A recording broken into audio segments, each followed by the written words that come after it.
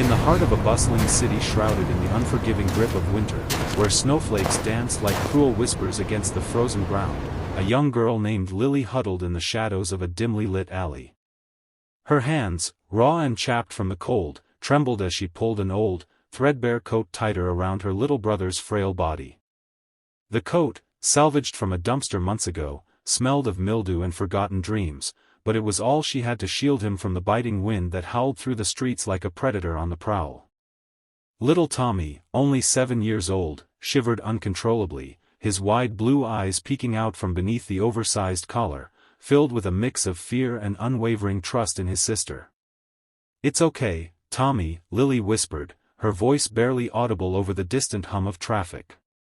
"We'll find a warm place soon." But deep down, she knew the truth: they were out of options, out of time, and teetering on the edge of despair. What she didn't know was that this simple act of sisterly love, born from the depths of poverty, was about to unravel a secret that would shatter one man's world and rebuild another's. If this tale of heartache and hope grips you from the start, smash that like button right now and subscribe to the channel for more stories that remind us of the unbreakable bonds of family, because you won't want to miss what happens next. Lily Thompson had always been the fighter in her family. At just 15, she carried the weight of the world on her slender shoulders. Their parents had died in a tragic car accident 2 years earlier, leaving behind a mountain of unpaid bills and a crumbling apartment in the city's poorest district. Their father, a hard-working mechanic, and their mother, a seamstress with a heart of gold, had done their best to provide, but life in the underbelly of the metropolis was unforgiving. After the funeral, social services had swooped in like vultures, threatening to separate the siblings. Lily couldn't bear the thought. She had promised her parents on their deathbeds that she would protect Tommy, no matter what. So, she dropped out of school, took odd jobs, cleaning houses, washing dishes in dingy diners, and scraped by day. But winter had hit hard that year, with record lows that turned the streets into icy tombs. Their landlord, a callous man with no sympathy for orphans, had evicted them just days before Christmas, claiming unpaid rent that Lily had begged him to defer. Now, they were homeless, wandering from shelter to shelter, only to be turned away due to overcrowding. Tommy was Lily's everything. With his mop of curly blonde hair and those piercing blue eyes that seemed to hold the innocence of a world untouched by hardship, he was a reminder of better times. He didn't complain much, even when his stomach growled or his tiny feet ached from walking miles in worn-out sneakers. "Lily, tell me the story about the magic coat again," he'd say, his voice soft and hopeful, as if believing in fairy tales could ward off the cold. The story was one their mother used to tell, a tale of an enchanted coat that could wrap you in warmth and grant wishes. Lily would spin it out, embellishing details to make Tommy smile, but inside, her heart ached. How could she give him a childhood when survival was their only focus? That night, as the temperature plummeted below freezing, Tommy's cough had worsened. It started as a tickle in his throat, but now it rattled his small chest like thunder. Lily knew he needed medicine, a doctor, something, anything, but her pockets were empty, save for a few crumpled dollars from her last shift. Across town, in a penthouse that overlooked the glittering skyline like a throne above the masses, Harlan Reed paced his lavish study. At 52, he was the epitome of success. A self-made billionaire who had built an empire in tech and real estate. His company, Reed Innovations, revolutionized smart homes and AI assistants, making him one of the wealthiest men in the world. But wealth couldn't fill the void in his soul. 20 years ago, his life had been perfect: a loving wife, Elena, and a newborn son, Alexander. Then, tragedy struck. During a family vacation, a fire engulfed their cabin. Elena perished in the flames, and Alexander, little Alex, with his curly blonde hair and bright blue eyes, vanished without a trace. Investigators concluded he had died in the blaze, his body consumed by the inferno, but Harlan never believed it. He had spent millions on private detectives, psychics, even black market informants, chasing leads that always led to dead ends. The grief had turned him into a recluse, a man who buried himself in work to escape the nightmares. His friends urged him to move on, to remarry, but Harlan couldn't. "Alex is out there," he'd mutter to himself in the quiet hours, staring at old photos. That night, unable to sleep, he decided to take a drive through the city, hoping the cold air would clear his mind. As fate would have it, Harlan's sleek black limousine cruised down the very street where Lily and Tommy sought refuge. The driver, an old faithful employee named Marcus, slowed at a red light, and Harlan glanced out the window, his eyes drawn to the alley by some inexplicable pull. There, under the faint glow of a street lamp, he saw her, the girl, wrapping the boy in that ragged coat. Time seemed to freeze. The boy's face, partially revealed as he looked up at his sister, hit Harlan like a thunderbolt. Those eyes, that hair, it was impossible. It was Alex. His heart pounded in his chest, a mix of disbelief and raw emotion surging through him. "Stop the car," he barked, his voice cracking for the first time in years. Marcus pulled over, and Harlan bolted out, his expensive coat flapping in the wind, approaching the siblings with wide eyes. Lily instinctively pulled Tommy closer, her body tensing like a coiled spring. Strangers in the night were rarely kind in their world. "Please, sir, we don't want trouble," she said, her voice steady despite the fear knotting her stomach. Tommy peeked out, coughing softly, and Harlan dropped to his knees in the snow, tears streaming down his face. He broke down completely, sobs racking his broad frame, a billionaire reduced to vulnerability in an instant. "My God.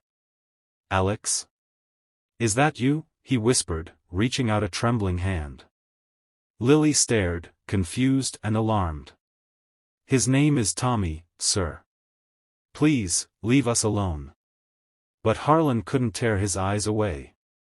The resemblance was uncanny, down to the small birthmark on the boy's cheek that matched the one in his faded photographs. What followed was a whirlwind that neither Lily nor Harlan could have anticipated. Harlan, composing himself enough to speak, insisted on helping. "Your brother, he looks just like my son. Please, let me get you both out of this cold. I have a doctor on call." Lily hesitated, her protective instinct screaming caution, but Tommy's worsening cough made the decision for her. She nodded warily, and they climbed into the limousine, the warmth enveloping them like a long-lost embrace. As they drove to Harlan's mansion, he shared his story, the fire, the loss, the endless search. Lily listened, her heart softening.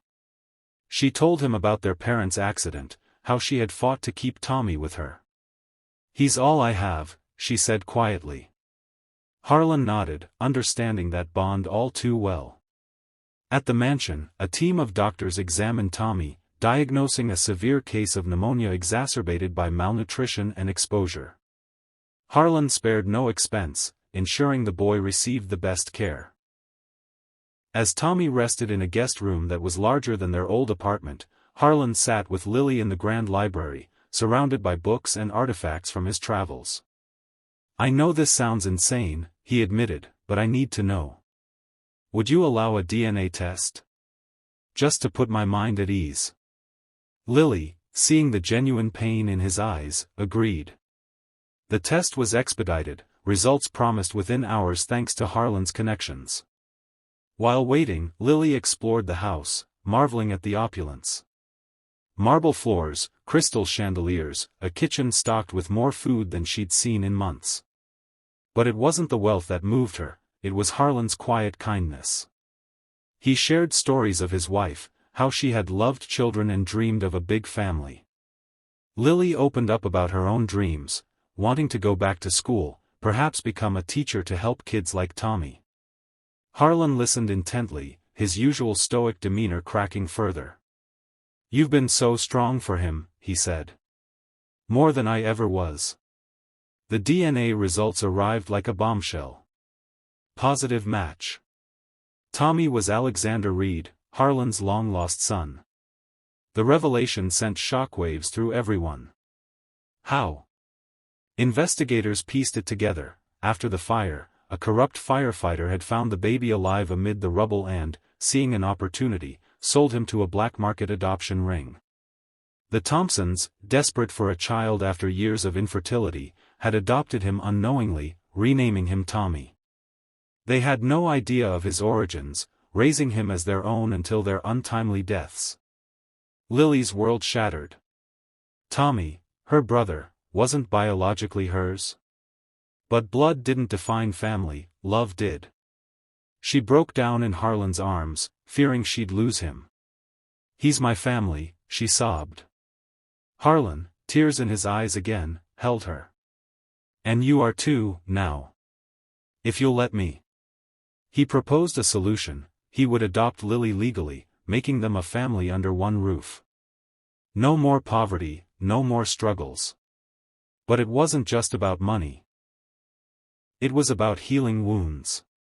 The challenges didn't end there. Tommy, upon learning the truth, was confused and scared. "But Lily's my sister," he protested weakly from his bed. They spent days talking it through, with therapists Harlan hired to guide them. Lily faced her own demons: guilt for not providing better, fear of change. Harlan confronted his past, realizing he had isolated himself for too long. Together, they navigated the emotional minefield: press conferences where Harlan announced the miracle reunion, legal battles to secure custody, and the public's fascination with their story. Months passed, and the family bonded.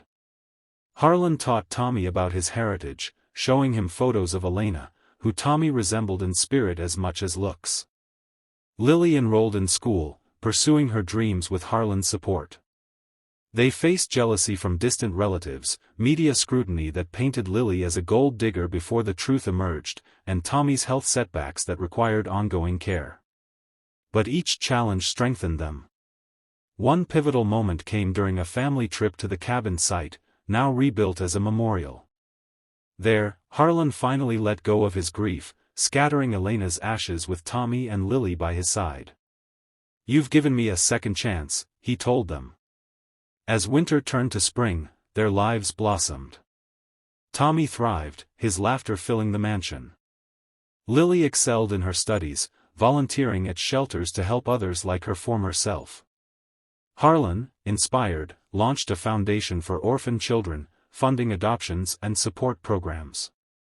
The story of the poor girl and her brother became a beacon of hope, shared in interviews and books. In the end, as they stood together watching the sunset from the penthouse balcony, Harlan turned to Lily. "That old coat saved more than Tommy that night, it saved me." Lily smiled, hugging her brother, now officially her sibling in every way that mattered. The message was clear: in the face of loss and hardship, love endures. It bridges divides, heals hearts, and turns strangers into family. No matter how dark the night, a single act of kindness can ignite a miracle. If this emotional journey moved you to tears or inspired hope in your heart, please like this video and subscribe to the channel. Your support helps us bring more stories like this to life, tales that remind us that family isn't always born, but often found in the most unexpected places.